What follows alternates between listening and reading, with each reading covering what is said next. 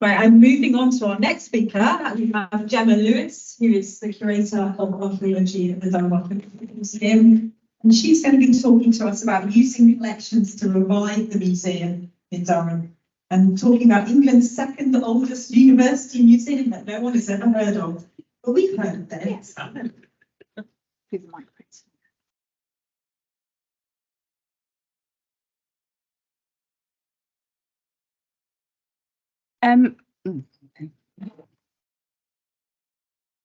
Very much what I'm going to say is going to build on particularly what Gail has said and very much give an individual museum's perspective, but also link sort of the development of our collection, the relevance of our collection into its history, and also how we use those collections, how we use that research for accessibility, inclusion, and working with our variety of audiences. For museums, we have to remain relevant, inclusive, and engage with our audiences. So it's also how we use data. So to do this, I'm going to take you through a rapid history of the museum. Well, basically, Durham University was established in 1832. 1 year later,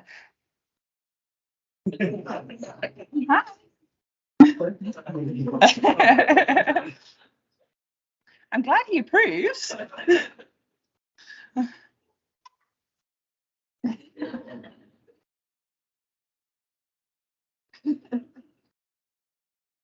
In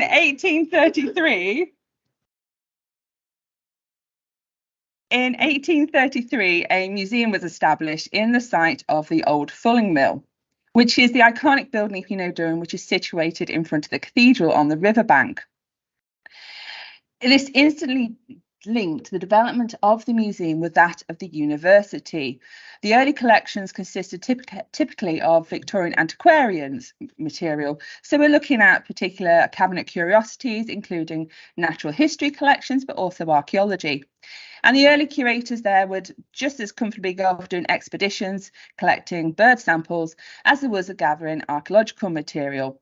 And that material included, for example, the Reverend Hoople's excavation of Binchester Roman Fort, as well as finds from across the world. However, by the 1870s, it was recognised that collections and rivers don't mix, and the museum was moved along to Palace Green, which is situated between the castle and cathedral. However, by the turn of the 20th century, it was felt that the museum did not reflect well on the universities, was disorganised and a shambles. The museum and its collections was closed. Collections were either sold off, dispersed, or given to departments for teaching. And so by the time we get to 1917, there is no museum. Very quickly, and you'll see this about patterns, and this is really interesting, the Remade project. How is this part of the pattern of research that goes in waves in museums? By the time we get to the 1930s, a new wave of research is beginning in archaeology. In particular, the appointment of Eric Burley, first as a lectureship and later as Professor of Romano-British Archaeology, galvanises really the development of the Museum of Archaeology. In 1956, history repeats itself, and the old fulling mill becomes home to the Department of Archaeology. No one's learnt the lessons that rivers and archaeology don't mix. However, the department grows rapidly to the point it needs a bigger space. From the mid-1970s, it's opened up more and more to the public. It's recognised by the department there needs to be a public-facing element. And basically, in 1986, it fully opens as a museum run by academics. Fast forward 30 years and history repeats itself. With difficult access on the riverbanks, no disabled access, dwindling visitor numbers, and a museum that is designed to flood. It was felt this was not the right place, and the displays moved to Palace Green Library in 2013, and in 2021 we moved the collections. So why is this relevant to today? I want to bring it back to research.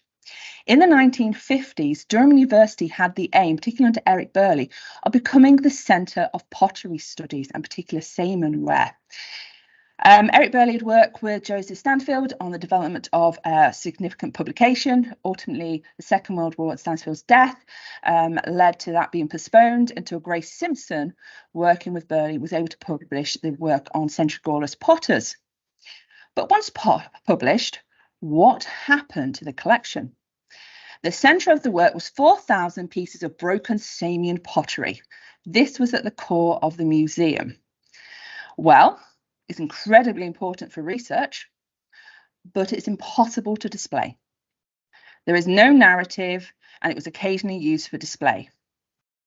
What happened is it ended up in store.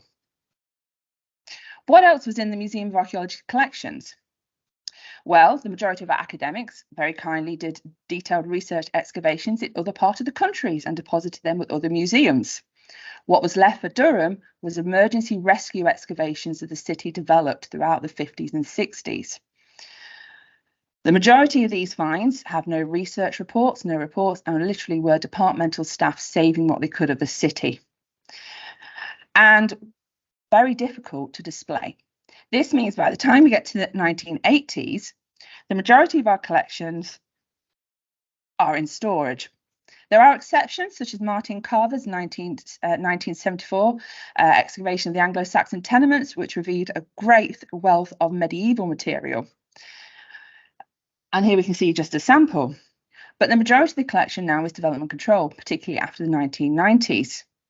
What happened from the 1990s, I should say, there wasn't a single member of staff at the museum, only honorary curators. The collections expanded rapidly with development control as we took material from Durham City, which grew with the university. What was left now is these bulk finds. And I know there's going to be a wide debate, and there is a debate going on in Museum of Archaeology museums about the material. But I can honestly say, in my 10 years in post, I have not had a single researcher look at any development control archaeology, despite over 1,200 boxes being deposited with the museum. Once commercial archaeology has actually extracted the data, all we are is a cheap store. Now, I don't want to sound cynical here because I want to put a positive spin on this. Something for us changed. This is the Lanchester diploma. Now, it was found by a metal detectorist in 2016 called Mark Houston, also likes to be known as Whitney Houston. And Mark was a remarkable metal detectorist. And the day I got a phone call from the Port County Scheme saying, we've got something we need you to help with. Now, this is the Lanchester diploma. It's the first complete fleet diploma found in this country. It tells of a local person from County Durham in Lanchester who goes and serves in the fleet and classes Germanica. And it really did change everything. However, as previously mentioned, this was not classed as treasure. Technically, Mark could do whatever he wanted with this find. What began was 12 months of very much analysis, scientific analysis, advocacy, conservation, and communication. We were very lucky that we had a lot of academic support from our department, but also from the wider community. It was analysed, it was researched, and then we had the wonderful thing of writing business papers, which we do a lot in museums, justifying why we wanted to spend money on this object. What could it do? And as previously mentioned, it all had to be about benefit, but not just public benefit, research benefit, student benefit, teaching benefit. What could it do? After 12 months of this, we were successful in getting the funding, and we were able to acquire the object and put it on display. It caused quite a stir, particularly for the Northeast, and particularly for an area in County Durham where we don't have a county museum. We don't have a museum that tells the story of the region. And the Museum of Archaeology has become that place that tells that story. And here was a new object that was helping to tell people about the area, that gave some pride, particularly for a place, this town of Manchester. Then something else happened. And the reason I'm saying this is all this is related to metal. And I must thank Hella and Philippa for this, at the Piercebridge River assemblage. Now, this is an extremely important assemblage, which is found in Piercebridge at the south of County Durham. It was gathered by two divers, Bob and Ralph, over 30 years. I'm sure Philippa remembers every single one of those finds. Over 4,500 finds were found from a single site in the area in the river. It was hugely significant. We were involved at the end, I have to say, when all the hard work was done, it had been fully researched and it had been fully added to the Portable Antiquity Scheme. All the data was there for us, and we were able to acquire this. Now, why did we want this? As I said, we had a lot of development control archaeology. We weren't able to tell the story. We also were very keen on our connections in the area of rivers, which is something we're continuing to develop. But it was also a very personal collection. Reading through it, it connected people to the area, both historically and at the present. And since we've acquired the collection and obviously all the analysis, we've been able to use it. And this is the important thing, is how we use the research. So we're very lucky this is fully published, fully accessible, and we have the collection. And it's how we use this. Now, yes, we've put it on display. We do school sessions with it, but we've also been able to use it for teaching. So when the head of museums, who is a numismatist, refused to do my coin sessions for me, and he made me do a master's level, what was I going to do? Well, I did a session called Fake or Not, which was very scary at master's levels with people with a lot more coins than I did. And we literally took the Pierceridge assemblage, particularly the coins, and we did a session guessing, was it real or not? And it was great because I was able to take a different angle in that teaching to be able to inform students and those academics involved that actually it's not just what's at face value, it's actually what's underneath and what we can talk about. And from that, we were also able to do more around the social aspect of it, linking it very much a personal element. But that's because we inherited a fully researched and accessible collection to be able to use this. We're building on that now. So we're also using this collection for student engagement and research. So recently we've had student undertake an undergraduate dissertation looking at the coins and do an XRF analysis. Again, talking about researchers, I'm still waiting for his dissertation to come in, but he's found interesting results, some of which we need to double check, including that some of the coins may even contain gold, and some of our imitation lead, again, have traces of gold in them, which is quite highly unusual. And this kind of leads me onto this one. I've kind of shown two examples of accidental. Really, for the Lanchester diploma, we were involved from the beginning, and it was a very active process, but we were very much reactive. In the second examples, we received the material at the end, and we were able to use that material. And now, and I know Gary's probably on the call as well, we have just received this, which is a donation from Gary Bankhead. And it is a little later than the remade format in that the majority of the material is medieval and post-medieval.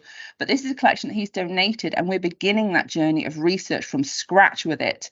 And we aren't just bystanders. The Museum of Archaeology is working with Gary. We've co-curated an exhibition with it. We're answering the questions of the public. There's a huge amount of public interest in this collection, how it can be used. And this is the key thing. This is what we've been able to do. So all the way through, the metallurgical collections are transforming our museum. We are less passive and more active. We've been able to open a temporary exhibition exploring our prehistory and Roman collections, which we would not have been able to do 10 years ago. All this is feeding into us becoming a sustainable museum. What's more significant for me is I've actually become full-time archaeology. When we're talking about a sector which is in decline, I have actually been able to go 4 days archaeology and 1 day natural history. Again, linking into history, the early collections were that combination. So we've got a nod to that. But actually, it's how we use our collections to be sustainable. And we aren't just using collections sitting in sort of storage. We're actually out there promoting and using this. So we do a lot of engagement. So, for example, our Lanchester diploma, we created a 3D version. And in a street museum association funded project, it went on display in a local community who put it in their windows and created a street museum. We've also actively used this material for learning and engagement, and we actually use the scientific analysis, particularly of the Lanchester diploma, in that teaching. So we have children trying to analyse the object and also do deciphering of it. The key element is our collections cannot just be in storage, they have to be used, they have to be accessible. And actually how we use science to investigate them needs to be a dialogue. I think already mentioned about co-curation with museums, with academics, and with the wider community.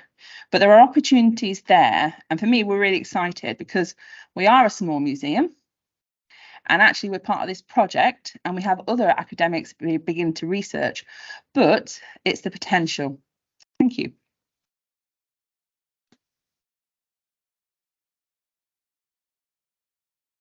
Thanks very much, Jimmy. It's really lovely to see the continued impact that Hannah and my work on the assemblage at Piersbridge is having on the museum. I'll be really interested to hear more about that student's work on the really horrible 3rd century Denari copies. Yeah.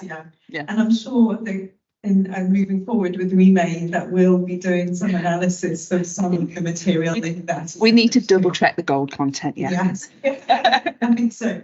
We've got time for a few quick questions. Anyone's got any for Gemma?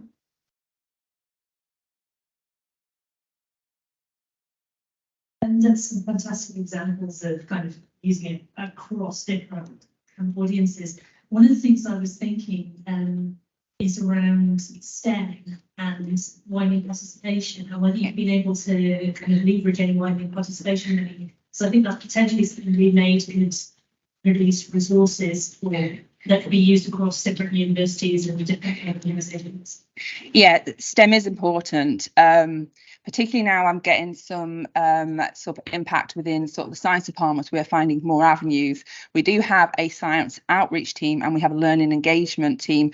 And our particular learning engagement, we have to do the impact we have, and particularly how that does sustain funding as well. So yes, it is something we would continue to want to do and develop.